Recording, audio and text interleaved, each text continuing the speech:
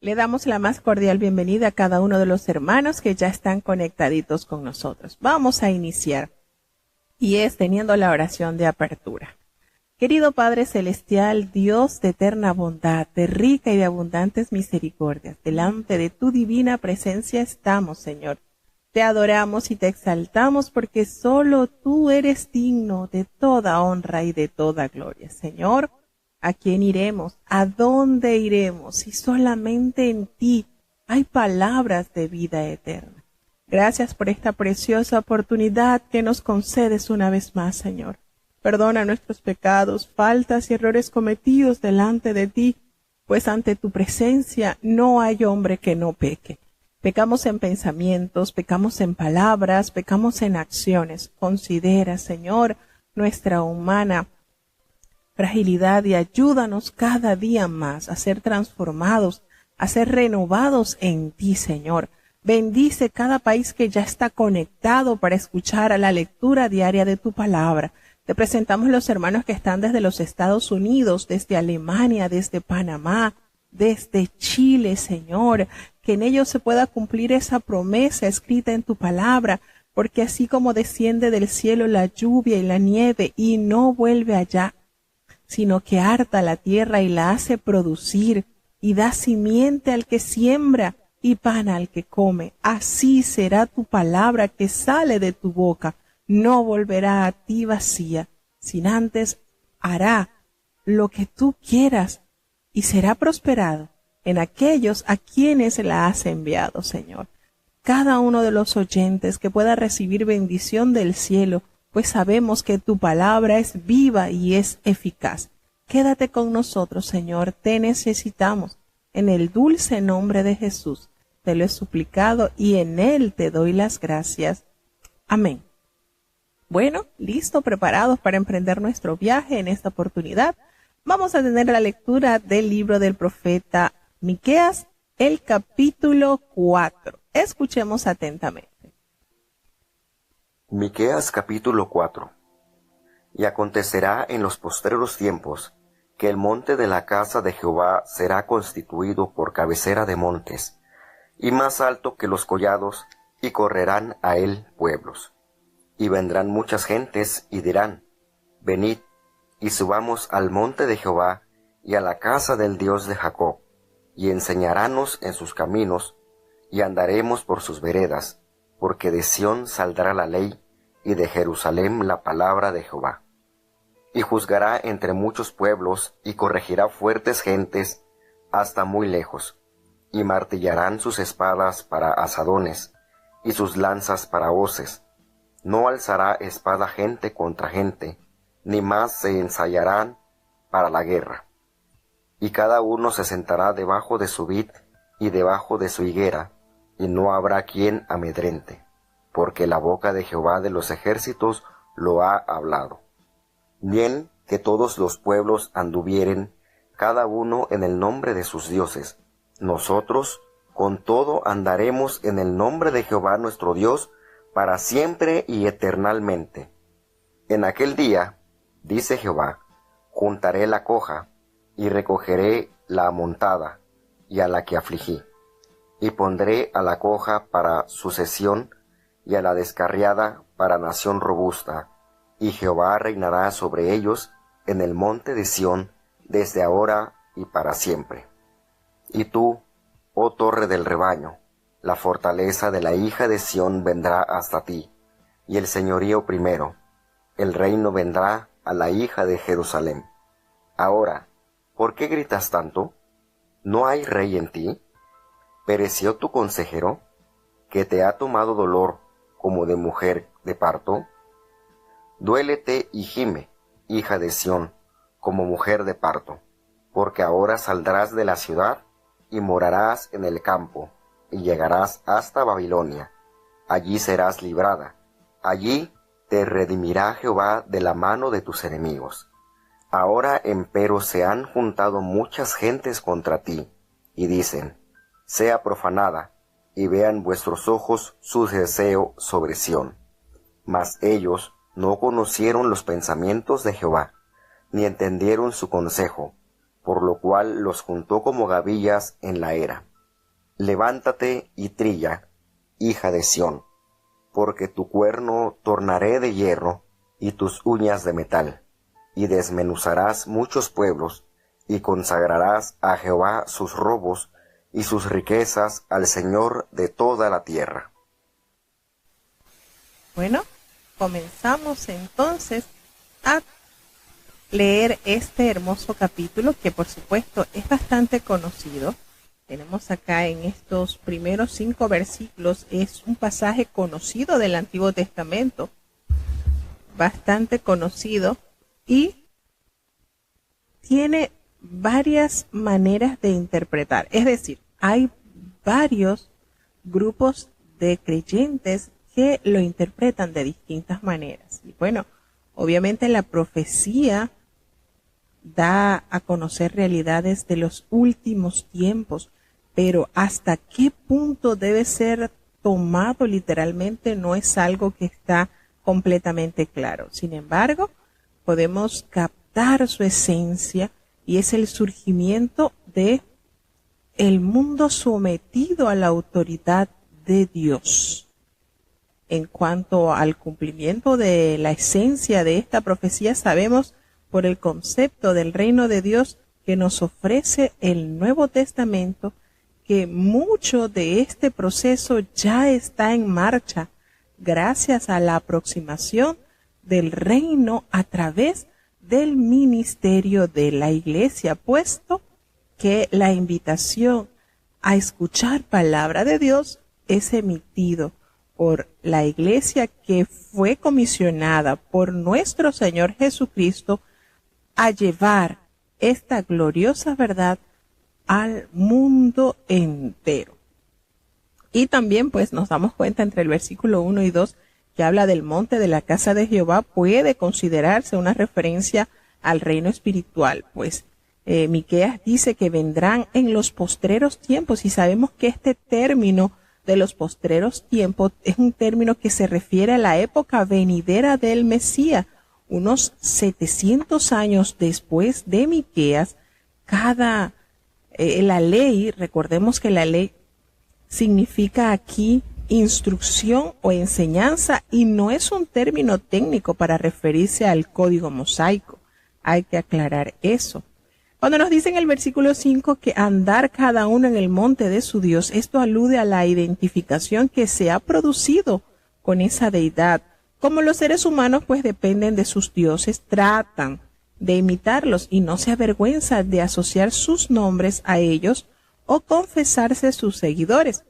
Los fieles proclaman con todas sus fuerzas que el único Dios verdadero es su Dios, el Señor Jehová.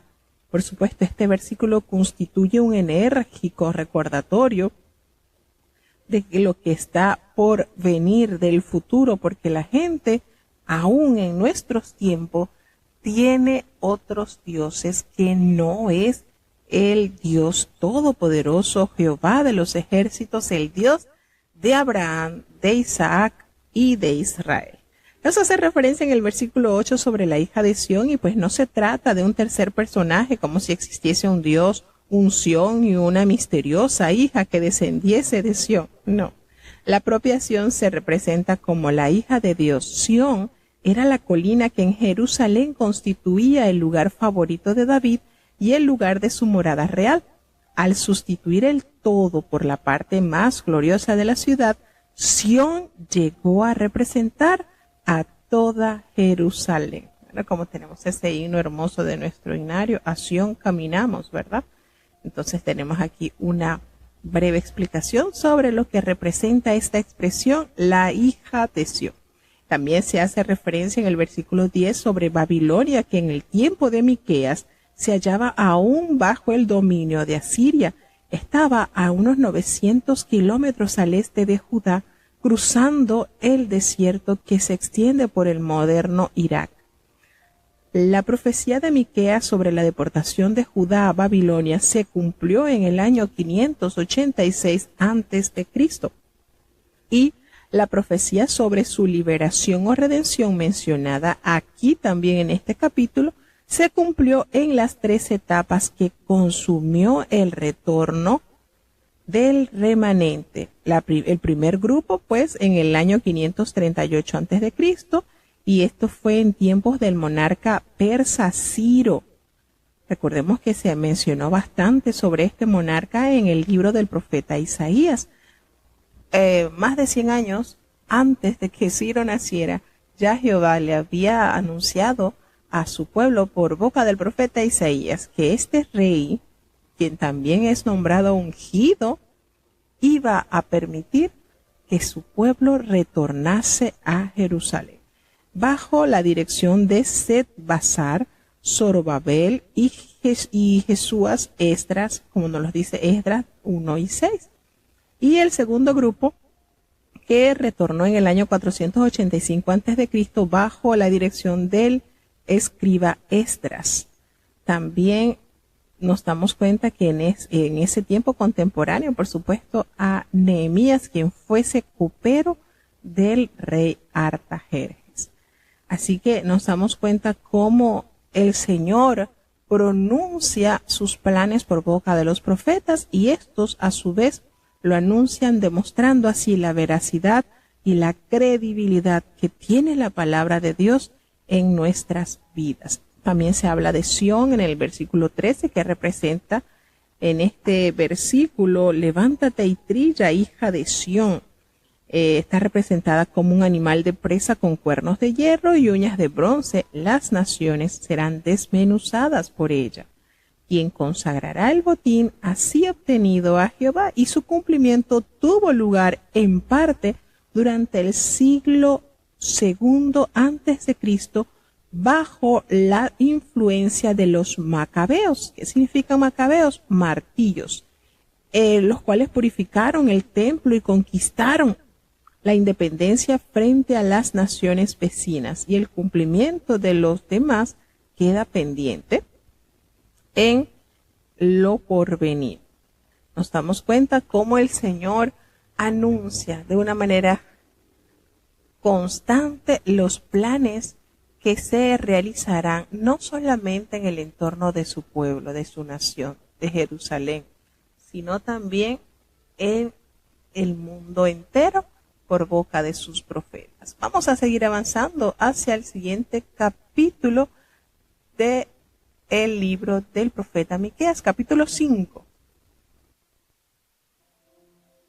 Miqueas capítulo 5. Reúnete ahora en bandas, oh hija de bandas.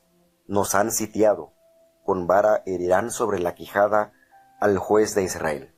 Mas tú, Betlehem Efrata, pequeña para ser en los millares de Judá, de ti me saldrá el que será Señor en Israel, y sus salidas son desde el principio, desde los días del siglo. Empero los dejará hasta el tiempo que para la que ha de parir, y el resto de sus hermanos se tornará con los hijos de Israel, y estará y apacentará con fortaleza de Jehová, con grandeza del nombre de Jehová su Dios, y asentarán, porque ahora será engrandecido hasta los fines de la tierra. Y este será nuestra paz, cuando Asur viniere a nuestra tierra, y cuando pisare nuestros palacios, entonces levantaremos contra él 7 pastores y 8 hombres principales, y comerán la tierra de Asur a cuchillo, y la tierra de Nimrod con sus espadas, y nos librará del asirio, cuando viniere contra nuestra tierra, y hollare nuestros términos. Y será el residuo de Jacob en medio de muchos pueblos, como el rocío de Jehová, como las lluvias sobre la hierba, las cuales no esperan varón, ni aguardan a hijos de hombres.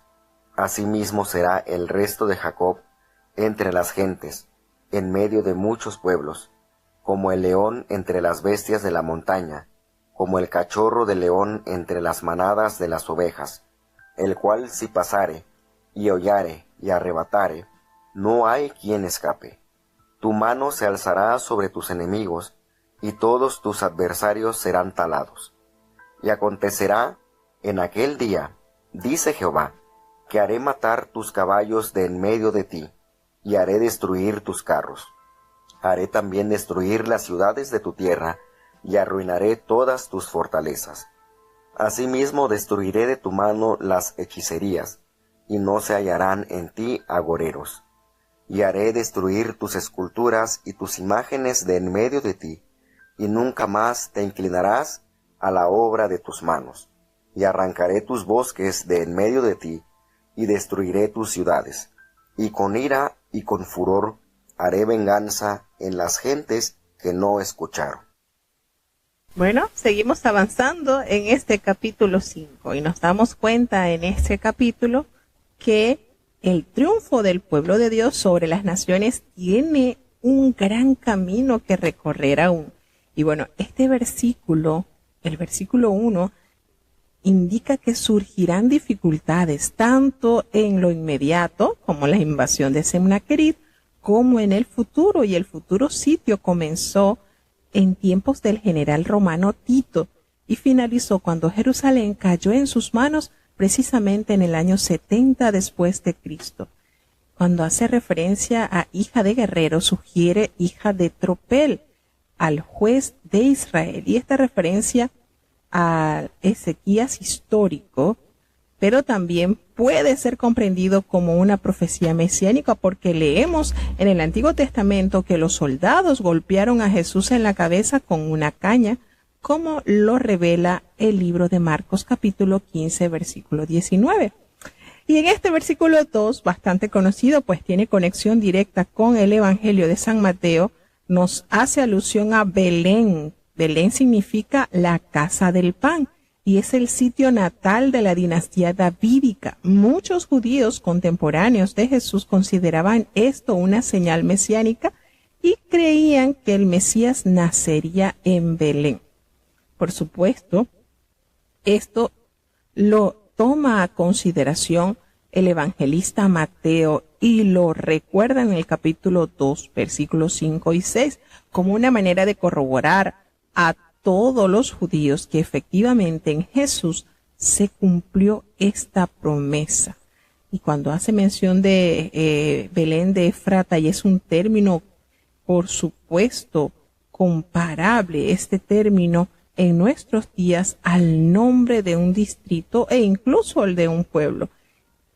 El que será Señor en Israel, y aquí una de las grandes profecías acerca de Jesús, proclamada 7 siglos antes de que se consumara de forma explícita y exclusivamente en su persona. Fíjense qué maravillosa es la palabra de Dios. 7 siglos antes que esto se realizara, se cumpliera, el Señor anunció de dónde nacería nuestro amado Salvador.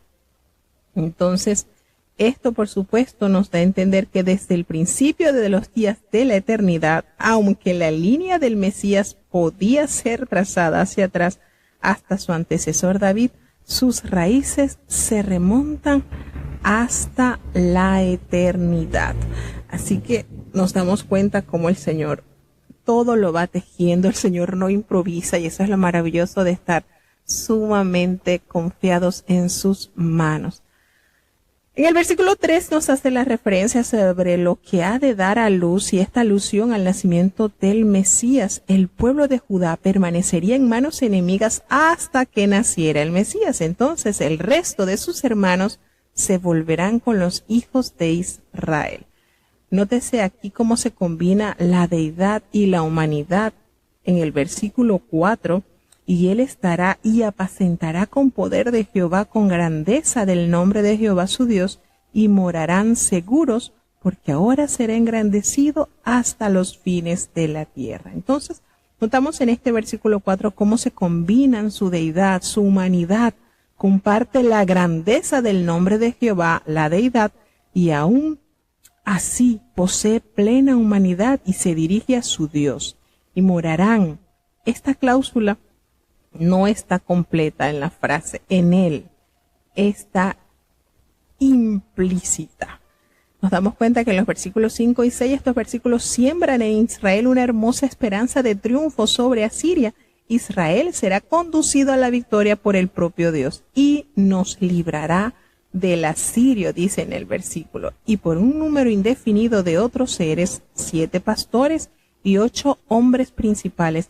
No se sabe en realidad con certeza cómo se cumplirá esta profecía, pero sí se sabe que los asirios nunca fueron capaces de vencer al reino meridional de Judá. La tierra de Asiria también se le llama la tierra de Nimrod, que alude al mismo lugar, como nos recuerda en el libro de Génesis capítulo 10, versículo 8 y 9. En el versículo 7 y 8, pues a lo que se hace mención de ese remanente de Jacob se traslada al escenario a una época lejana, tras el asalto babilónico y la subsiguiente cautividad del año 586 a.C. Nos damos cuenta entonces cómo el Señor detalla con firmeza cómo será también su juicio. Destruirá de la mano las hechicerías y no se hallará más en ti agorero. Es decir, cómo emite esa limpieza total hacia su pueblo. Cuando recuerda en el versículo 10 que acontecerá que en aquel día proclama Jehová que hará matar a tus caballos en medio de ti y haré destruir tus carros, de tal punto que hará destruir las ciudades de su tierra y arruinará todas sus fortalezas, así como la hechicería que se encuentre, como las esculturas, las imágenes, todo por cuanto se inclinaban a las obras de sus manos. Arrancará las imágenes de acera de en medio de ti y también destruirá las ciudades. Y habla sumamente sobre la ira y el furor del Señor, que hará venganza en las naciones que no se sujetaron a su voluntad. Por eso decimos que las profecías de los profetas en la Biblia, de los mayores y profetas menores, no solamente abarca el destino futuro del pueblo de Dios, abarca todas las naciones, y eso nos da a entender cómo Dios tiene cuidado de toda la humanidad. No está escribiendo historias, ya la historia la escribió el Señor, y por supuesto que está garantizada la gran victoria y el triunfo a aquellas naciones que obedecen a la voz de su palabra. Vamos a seguir avanzando un poquito más hacia el capítulo 6 del libro del profeta Miqueas. Miqueas capítulo 6. Oíd ahora lo que dice Jehová. Levántate, pleitea con los montes, y oigan los collados tu voz. Oíd, montes, y fuertes fundamentos de la tierra, el pleito de Jehová. Porque tiene Jehová pleito con su pueblo, y altercará con Israel. Pueblo mío, ¿qué te he hecho, o en qué te he molestado? Responde contra mí. Porque yo te hice subir de la tierra de Egipto, y de la casa de siervos te redimí, y envié delante de ti a Moisés, y a Aarón, y a María. Pueblo mío, acuérdate ahora que aconsejó Balac, rey de Moab, y que le respondió Balaam, hijo de Beor, desde Sittim hasta Gilgal, para que conozcas las justicias de Jehová. ¿Con qué prevendré a Jehová, y adoraré al alto Dios? ¿Vendré ante él con holocaustos, con becerros de un año? ¿Agradaráse Jehová de millares de carneros, o de 10,000 arroyos de aceite? ¿Daré mi primogénito por mi rebelión, el fruto de mi vientre por el pecado de mi alma? Oh hombre, él te ha declarado que sea lo bueno, y que pida de ti Jehová solamente hacer juicio, y amar misericordia, y humillarte para andar con tu Dios. La voz de Jehová clama a la ciudad, y el sabio mirará a tu nombre. Oíd la vara, y a quién la establece. ¿Hay aún en casa del impío tesoros de impiedad, y medida escasa que es desestable? ¿Seré limpio con peso falso, y con bolsa de engañosas pesas? Con lo cual sus ricos se henchieron de rapiña, y sus moradores hablaron mentira, y su lengua engañosa en su boca. Por eso yo también te enflaqueceré hiriéndote, asolándote por tus pecados. Tú comerás y no te hartarás, y tu abatimiento será en medio de ti. Tú cogerás, mas no salvarás, y lo que salvares lo entregaré yo a la espada. Tú sembrarás, mas no segarás, pisarás aceitunas, mas no te ungirás con el aceite, y mosto, mas no beberás el vino, porque los mandamientos de Omri se han guardado, y toda obra de la casa de Acab, y en los consejos de ellos anduvisteis, para que yo te diese en asolamiento, y tus moradores para ser silbados. Llevaréis, por tanto, el oprobio de mi pueblo. Bueno, aquí hay bellezas de enseñanzas en este capítulo y nos damos cuenta y vamos a sacar esos tesoros para guardarlos de manera muy especial en nuestro corazón. En este capítulo, la queja de Dios está, por supuesto, contra Israel. Se hace notorio. Dios presenta cargos contra su pueblo con los montes, los collados y los fuertes cimientos de la tierra como testigos. Nos damos cuenta que aquí el Señor, una vez más, manifiesta su malestar cuando le dice: pueblo mío, ¿qué te he hecho? ¿En qué te he molestado? Responde contra mí. Nos hace recordar, ¿verdad?, lo que también anunció por boca del profeta Jeremías cuando dijo: este pueblo, que tengo dos males contra él, me han dejado a mí. Y no solamente me han dejado, sino que han cavado para sí cisternas rotas. Y aquí el Señor nuevamente pronuncia ese malestar, que también lo detalla el profeta Isaías. ¿Qué te he hecho? ¿En qué te he molestado? Y le dice, lo confronta: responde, porque yo te hice subir de la tierra de Egipto, allí de donde estabas sufriendo como un vil esclavo. El Señor nos ha redimido, el Señor te redimió, y envié delante de ti a mi siervo Moisés, a Aarón y a María. Miren, aquí aparecen los hermanos desde el menor a la mayor. Fíjense cómo aquí aparece, hace el Señor memoria, saca cuenta de estos personajes que en la salida de Egipto cumplieron grandes funciones. Y el Señor lo llama a la memoria y le dice: acuérdate ahora cuando aconsejó Balac, el rey de Molac, y qué fue lo que le respondió Balán, el hijo de Beor, desde allí, desde Sitín hasta Gilgal, para que conozcas la justicia de Dios. Y esto, por supuesto, está narrado en el libro de Números, en el capítulo 25. En el capítulo 22 hallamos esta historia, y él le recuerda: por mucha maldición que aquel rey quiso que cayese sobre Israel, el Señor lo protegió. El Señor estuvo como escudo para fortalecer su pueblo. Entonces le pregunta: ¿con qué me presentaré ante Jehová y adoraré al Dios Altísimo? ¿Me presentaré ante él con holocaustos, con becerros de un año? Fíjense cómo el Señor acá en estos versículos son la respuesta de Israel a los cargos que el Señor le imputa. En ellos que se argulla la ignorancia y se le pregunta a Jehová sobre lo que considera aceptable. Y la respuesta explícita es que nada se considera aceptable si no se hace justicia.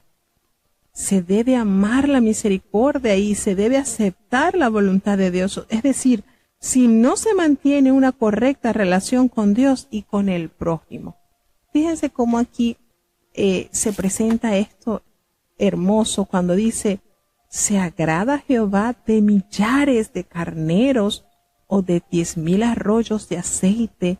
¿Daré mi primogénito por mi rebelión, el fruto de mis entrañas por el pecado de mi alma?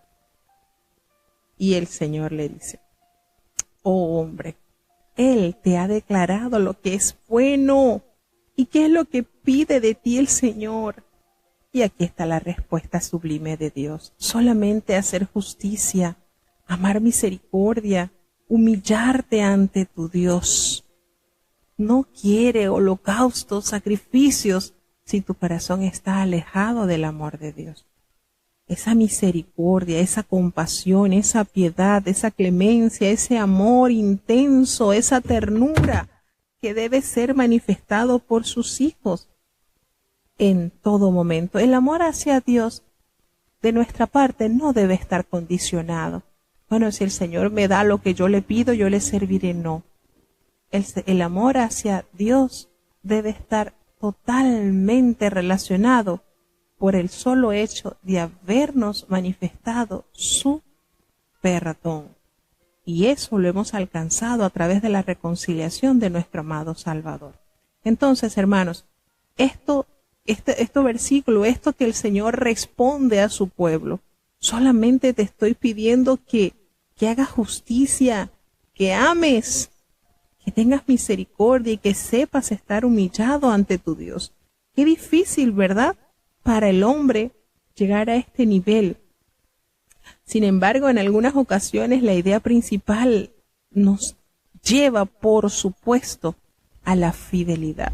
Muy a menudo en las Escrituras se utiliza esta palabra para designar la misericordia divina. Siempre debemos procurar, ¿verdad?, este caminar. Jesucristo nos cita este versículo del libro de muy parecido, porque esto tiene sumamente asociación con el libro del profeta Oseas en el capítulo 6, versículo 6, también cuando él dice misericordia quiero y no sacrificio. Y por supuesto que este versículo 8 del capítulo 6 de Miqueas están asociados a estos versículos. Y Jesucristo, por supuesto, cita el libro de Oseas porque misericordia quiere y no sacrificio. Él lo cita en el Evangelio de San Mateo y califica a la misericordia como uno de los aspectos más importantes de la ley. Cuando él censura a los fariseos, él les echa en cara eso, que ellos debían ser misericordiosos. Entonces, generalmente esto lo que trata es de evocar el amor hacia Dios, la santidad que nosotros debe reflejar, esa consagración, esa dedicación, esa buena personalidad que en nosotros se debe desarrollar debido al alcance que hemos tenido de la gracia inmerecida de Dios. Entonces, la misericordia es una de las cualidades que Dios espera que cada uno de sus hijos atesoremos. Entonces, nos dice en el versículo 9, la voz de Jehová clama a la ciudad. Es sabio temer a tu nombre. Presta atención al castigo. ¿Y quién es el que lo establece? ¿Quién es el que reprende al ser humano? ¿Quién es el que corrige?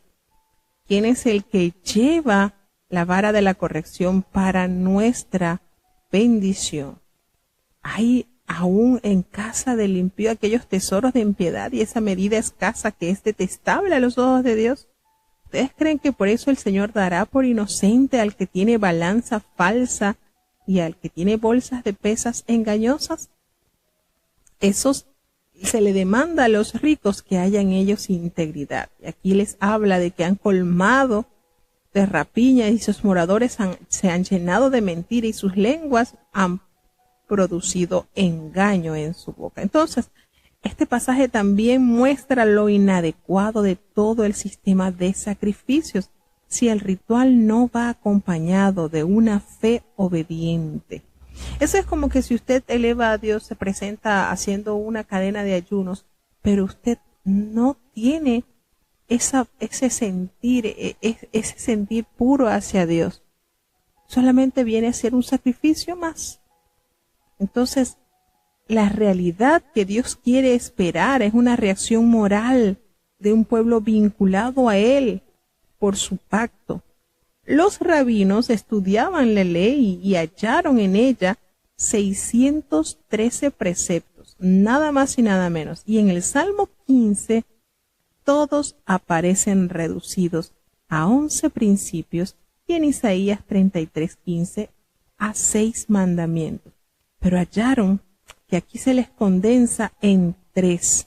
Entonces, ¿qué es lo importante? Mantener honesto siempre, mantenerte siempre honesto en todo lo que hagas, amar la fidelidad con compasión y comprometerte a vivir en sujeción a tu Dios. Y fíjense la manera en cómo la palabra de Dios se va desglosando y se va llenando nuestro corazón de la necesidad de vivir conforme a su voluntad. Entonces, es sabio temer a su nombre, es de sabio temer al Señor, pero en lugar de ello, Judá está cometiendo las mismas abominaciones que su hermana Israel. ¿Cuál es el anuncio? Presta atención al castigo, dice el Señor, y teme a aquel a quien lo ha establecido. Esas medidas escasas que se hace referencia acá, se refiere a esas vasijas de tamaño reducidas que utilizaban por comerciantes fraudulentos para vender granos en la ciudad. Fíjense cómo esto no es nuevo. También hace referencia en el versículo 6, en el versículo 16 de los monarcas, el padre, el hijo, que renegados del reino del norte, como era Omri y Acán, fueron los campeones de la idolatría en el siglo anterior. Esa burla, forma común del rechazo en el mundo antiguo. Entonces, por tal motivo, y aquí hace referencia en el Omri, se ha guardado y toda esa obra de la casa de Acab, y en los consejos de ellos anduvieron para que yo pusiese en asolamiento. Fíjense cómo el Señor habla de una manera clara, de la manera en que espera que su pueblo sea comportado. Cómo va corrigiendo los males que se están presentando para evitar que en ellos haya ese juicio. Sin embargo, el ser humano persiste en pecar, persiste en hacer su voluntad, y es cuando llegan entonces los desaciertos espirituales. Vamos entonces a seguir avanzando, porque la pena por los pecados de Israel es una realidad que el pueblo tuvo que enfrentar. Miqueas capítulo 7. Ay de mí, que he venido a ser como cuando han cogido los frutos del verano, como cuando han rebuscado después de la vendimia, que no queda racimo para comer. Mi alma deseó primeros frutos.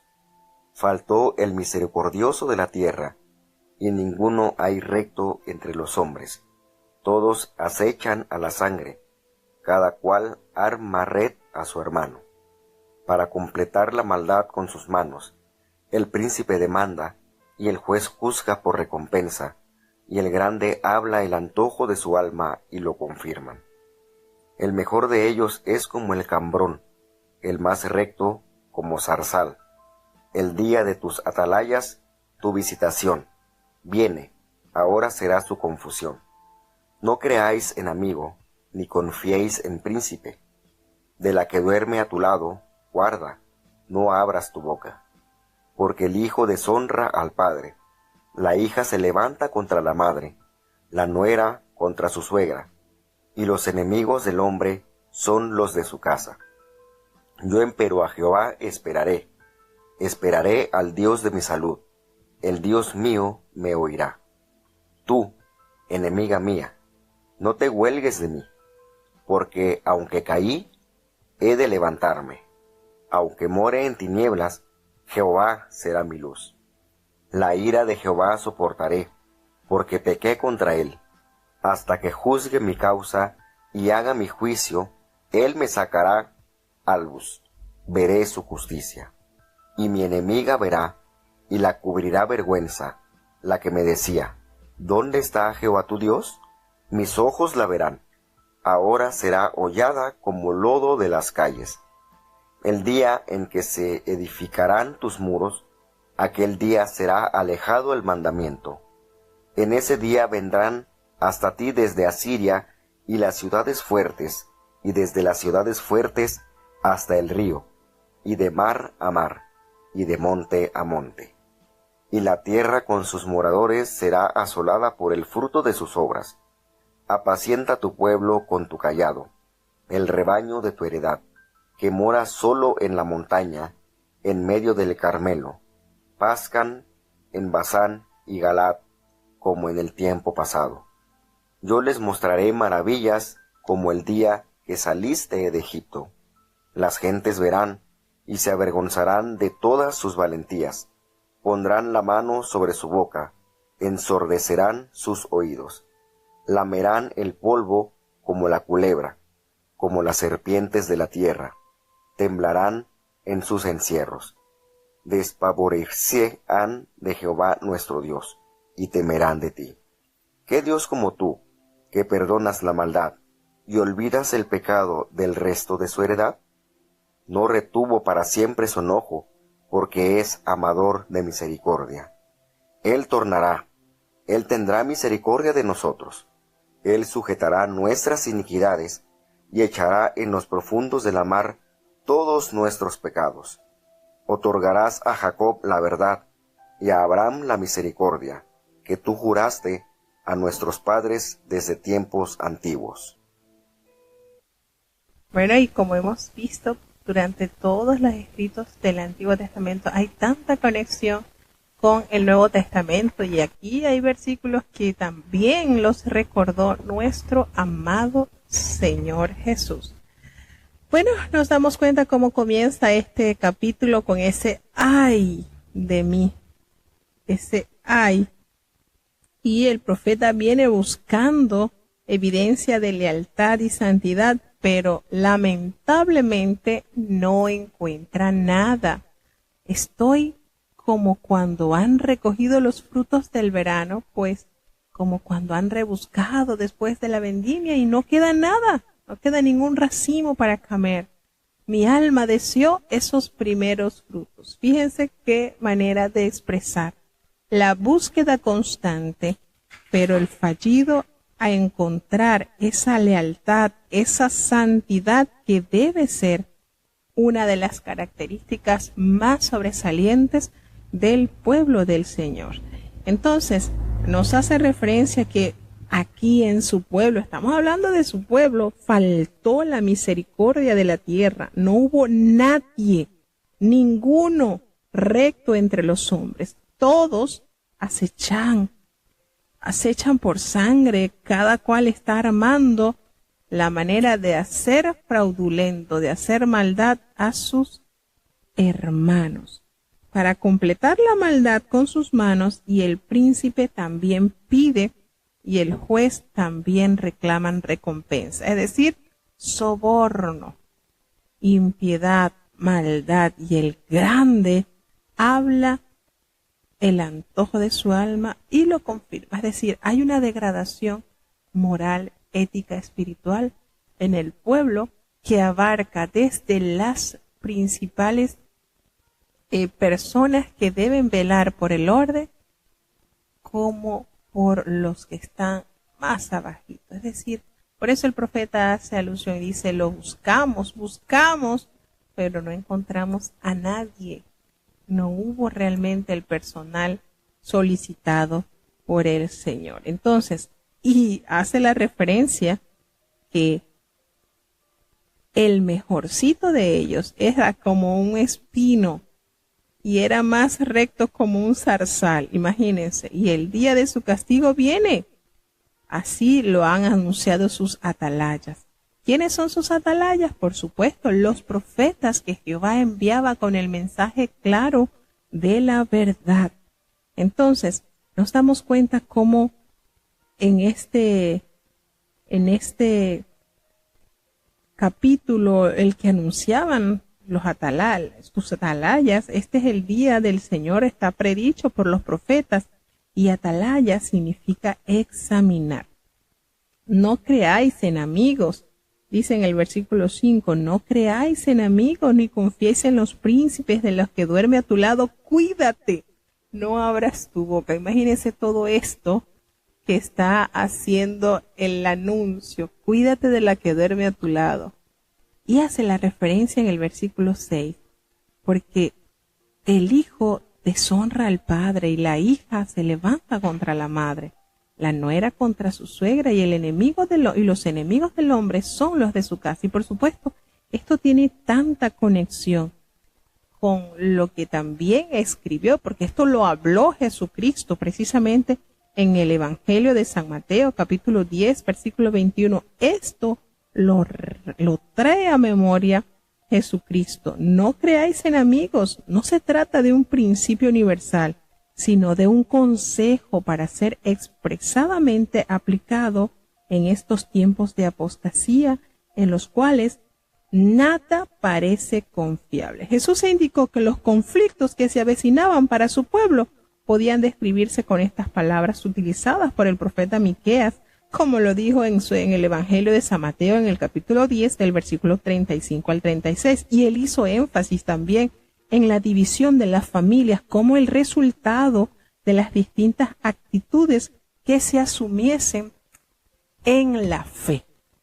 Fíjense cómo todo tiene armonía. Y esta declaración es el credo de Miqueas en el versículo 7 cuando dice, este versículo 7 del capítulo 7 es la declaración del profeta para tiempos de crisis y especifica, por supuesto, cuál debe ser la visión, cuál debe ser la actitud y la fe de un creyente. Hermoso este sentir, más yo, a pesar de esto, de saber que no puedo confiar en la que duerme a mi lado, en saber que el hijo se levantará contra el padre, la nuera contra la suegra, y todas estas angustias y todas estas contrariedades, se abre paréntesis a una verdadera relación con Dios. Mas yo a Jehová miraré. No miraré los errores, las traiciones, las equivocaciones, la maldad que abunda en el corazón del hombre. Porque si miramos al hombre, pereceremos. Si nosotros tornamos a mirar al hombre, vamos a claudicar en el pueblo. Pero si quieres mantenerte firme con la esperanza de la vida eterna, tenemos que abrazar esta proclama escrita en el versículo 7 del capítulo 7 del profeta Miqueas. Mas yo a Jehová miraré y esperaré al Dios de mi salvación, al Dios de mi salud, porque Él me oirá. Qué hermoso, ¿verdad? Aun cuando tengas una familia disfuncional, aun cuando en tu entorno esté en total conflicto, eso no turbará mi fe en Dios, porque lo estoy mirando a Él, como dijo el apóstol Pablo, poniendo los ojos en el autor y consumador de nuestra fe.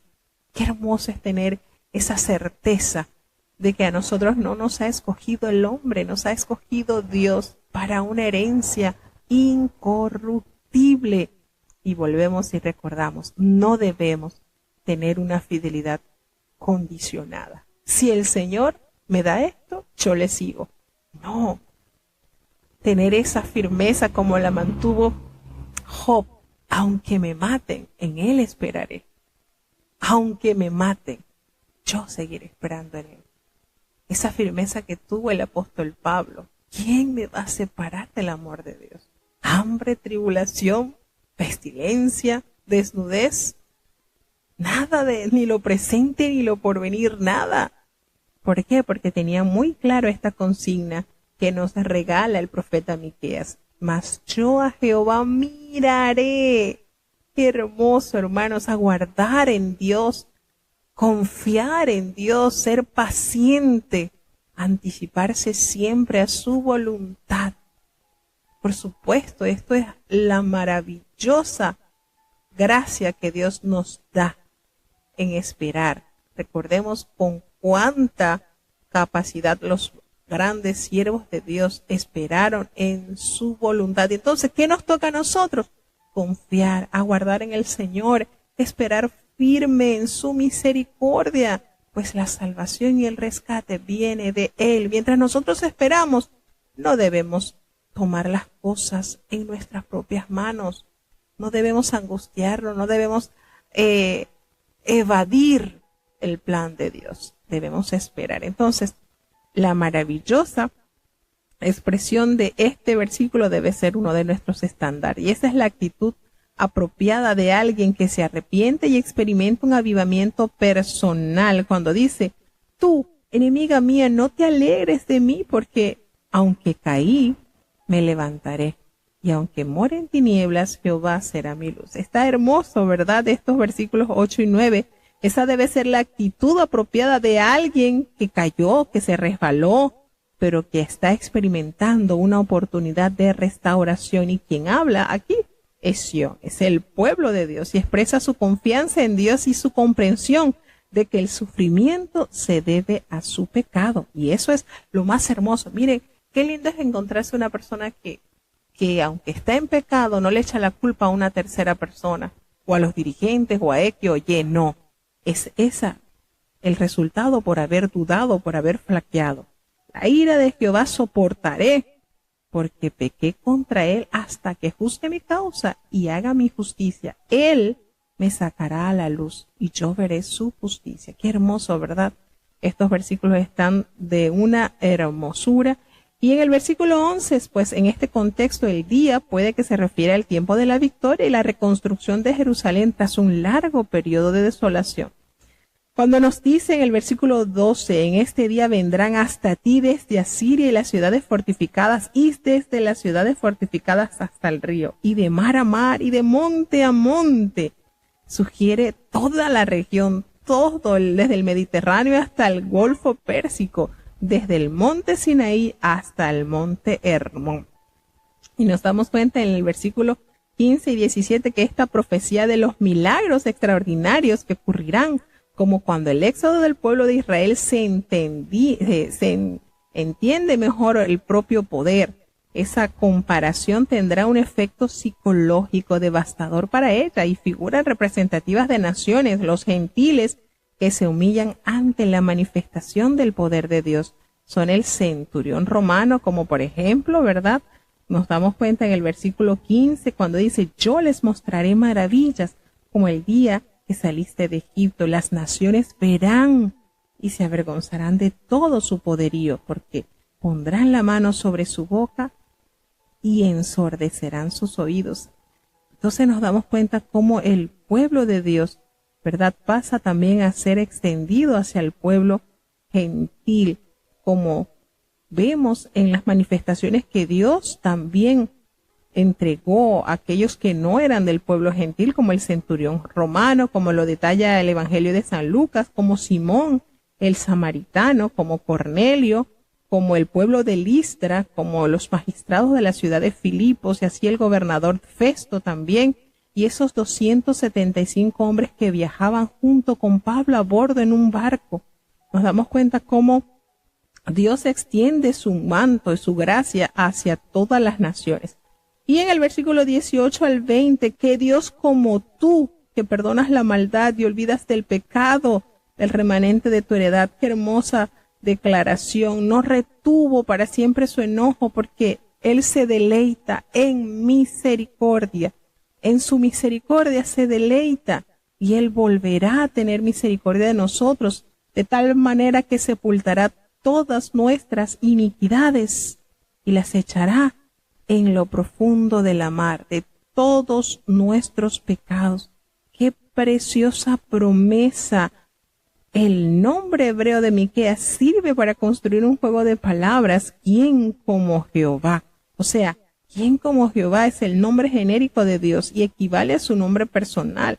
Y no es la grandeza del poder de Dios lo que destaca en el texto, sino su inmensa compasión y su deseo de perdonar y olvidar el pecado como expresión de su fidelidad al pacto ofrecido a todas las generaciones. Qué hermoso es saber que Dios echa a lo profundo de la mar todos nuestros pecados. Cumplirá la verdad a Jacob y a Abraham la misericordia que ha jurado a nuestros padres desde los tiempos antiguos. En ti serán benditas todas las naciones de la tierra.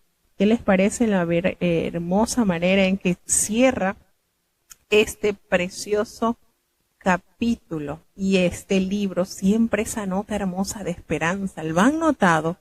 ¿Han notado que en cada uno de los libros proféticos, aunque el Señor emite un juicio fuerte y lo realiza, ese castigo que gana el pueblo por haber sido infiel a su Dios, pero hay esa nota de esperanza, ese sentir de que vendrán tiempos muy lindos y que el Señor hará una obra especial, maravillosa, porque así lo ha prometido nuestro amado Dios. Así que bueno, de esta manera llegamos a la conclusión del libro del profeta Miqueas. Cuántas conexiones, ¿verdad?, tenemos del profeta Miqueas que Jesucristo recordó también, las usó como evidencia de que el mismo espíritu de profecía es el que se hace palpable en todos los tiempos. Y el Señor Jesucristo tomó varios textos del profeta, de este libro del profeta Miqueas. Vamos entonces a tener la oración de cierre. Querido Padre Celestial, Dios de eterna bondad, de rica y abundantes misericordias, delante de tu divina presencia estamos, Señor. Te adoramos y te exaltamos, porque solo tú eres digno de toda honra y de toda gloria. Señor, ¿a quién iremos? ¿A dónde iremos si solamente en ti hay palabras de vida eterna? Gracias por esta preciosa oportunidad que nos has concedido una vez más. Perdona nuestros pecados, faltas y errores cometidos delante de ti, pues ante tu presencia no hay hombre que no peque. Pecamos en pensamientos, pecamos en palabras, pecamos en acciones, Señor.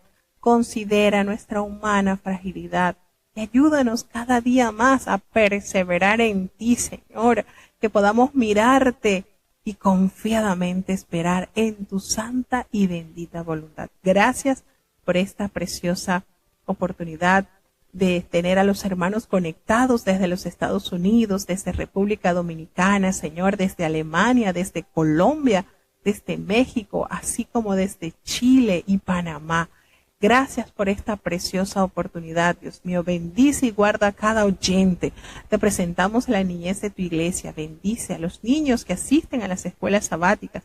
En ese tierno corazón pueda germinar esa semilla que es tu palabra. Los jóvenes que puedan ser puros, santos, libres de toda especie del mal, que huyan de las pasiones juveniles que acechan sus almas. Los adultos, Señor, conforme a nuestras responsabilidades, estamos delante de ti. Ten piedad de los matrimonios, Señor, ayuda a cada uno, aquellos que han sido rotos por el pecado, tú tienes todo poder para ejercer algo maravilloso. Y aquellos que están planeando en unirse en santo matrimonio, que seas tú aprobando esa unión, Señor. También te queremos presentar, Padre bueno, a los padres. Danos ese temor en nuestros corazones, la sabiduría para guiar a nuestros hijos por el camino de la santidad. Y a nuestros hijos que sean hijos obedientes, Señor, y que puedan adueñarse de la bendición que les da el guardar el quinto mandamiento, pues les irá bien y tendrán largura de años sobre la tierra. Te presentamos, oh Padre bueno, los ancianitos. Muchos han invertido su juventud en tu causa. Bendícele, sigue guardándole hasta el último día de sus vidas, Señor. Tú conoces sus anhelos, que su simiente pueda seguir ese ejemplo de santidad y fidelidad, Señor. Ten compasión, te presentamos a los enfermos, Padre bueno, así como por la vida de los hermanos que están padeciendo de cáncer, Señor. Muchos están desahuciados, pero tú tienes la última palabra, Señor, porque para ti no hay nada imposible, Señor. Tú eres el mismo de ayer, hoy y por los siglos. Aún muertos levantaste, Señor. Ten misericordia, Padre Celestial. Acude, Señor, al clamor de tu pueblo, que quiere, que necesita, que busca de ti esa buena voluntad, Señor. Quédate con nosotros, Señor, te necesitamos. En el dulce nombre de Jesús te lo he suplicado y en Él te doy las gracias.